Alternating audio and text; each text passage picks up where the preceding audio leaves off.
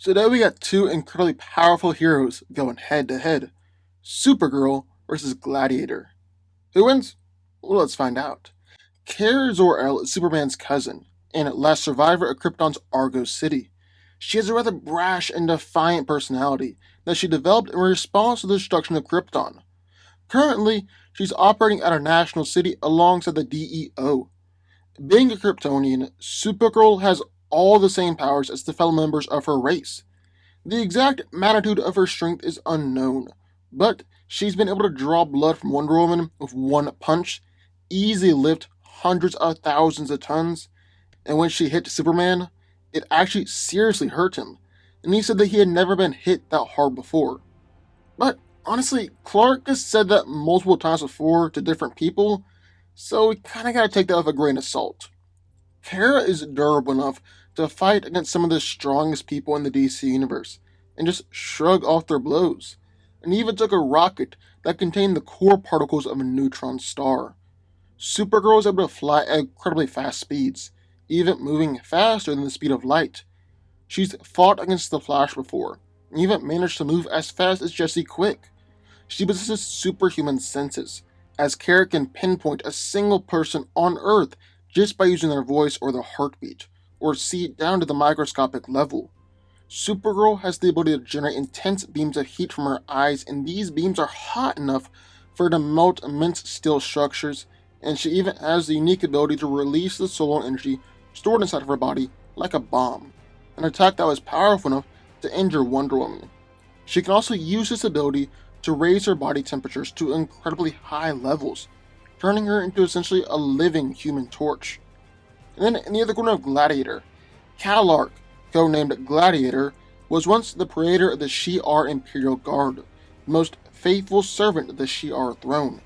After the Shi'ar Kree War, with the apparent death of Lilandra and Vulcan, Kal-El is elevated to the position of Magister by consensus of a desperate Shi'ar population.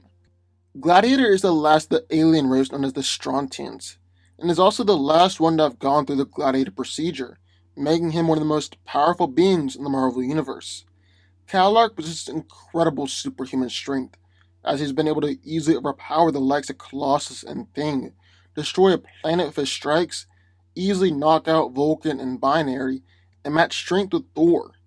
Gladiator's body is much more dense than the human, and the hero is durable enough to survive in the core of the sun, take attacks from Hulk and Thor, and even withstand a supernova. He's fast enough to fight Hyperion within the span of a few nanoseconds, although this is generally considered to be a high outlier for both characters, fly at 100 times the speed of light, and generally speed blitz characters like Nova. Gladiator is fast and agile enough to dodge comets and planets while flying at speeds beyond light, and has the stamina to exert himself at peak potential for several days before fatigue toxins begin to impair him. He's able to fire powerful beams of heat from his eyes that are stated to be as powerful as the core of a star, and can also generate freeze breath and expel with hurricane-like force. Gladiator is a very skilled fighter, and is actually one of the most talented fighters in the entire Shi'ar Empire. However, while Gladiator is clearly insanely powerful, his one drawback is that his power is directly tied into his confidence. When he doubts himself or his abilities, while his strength and vulnerability, speed, and heat vision all drop in power considerably. I'll have to do a brief intermission here and do a shameless plug for my new channel, Cinephile. We're going to talk about all things movie and TV. We're going to cover such topics as why did Justice League fail? Why did Solo fail? Does Star Wars The Last Jedi deserve the hate? What makes Thor and Loki's relationship so great? Avengers 4 theories like, did Doctor Strange create a time paradox? Why is no one in the Empire really afraid of Darth Vader?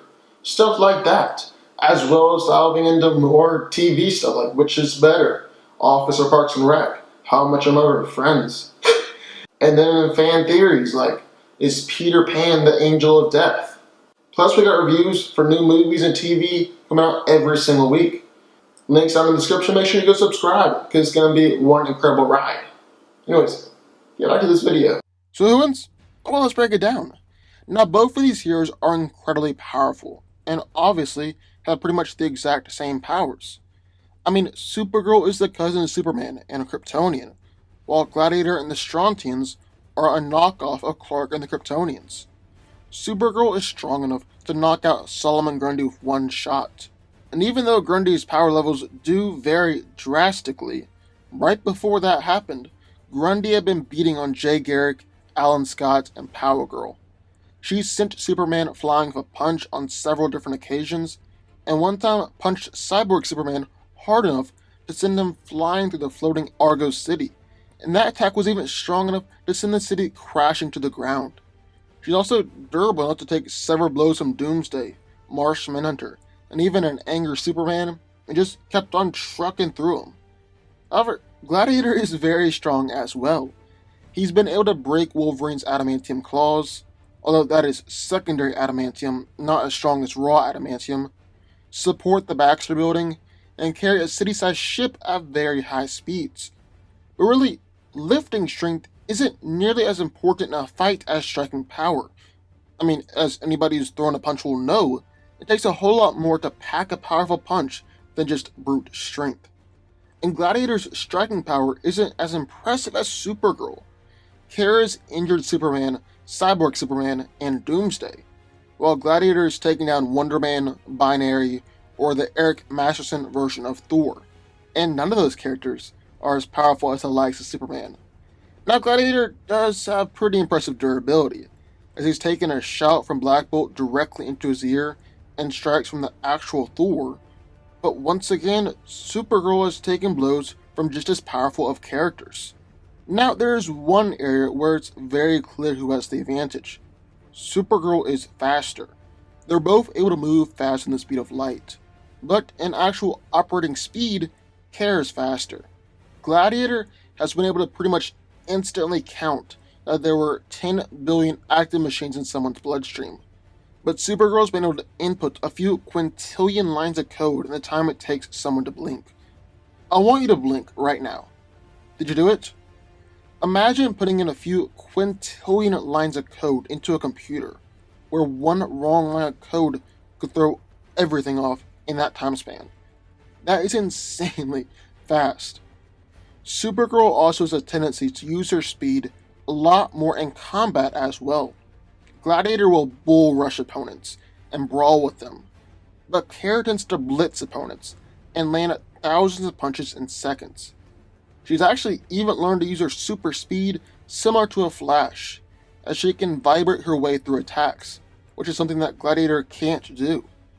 Both of these heroes have powerful heat vision that's been compared to the heat of a sun, freeze breath, and are actually both gifted fighters. Gladiator is one of the greatest warriors in the Shi'ar Empire, while Supergirl is actually really underrated of a fighter. After all, she's been trained by Batman, and spent time training and learning with the Amazons. However, I think the biggest thing in this fight is that while both of these heroes are powerful, Supergirl is much more consistent in her level of power.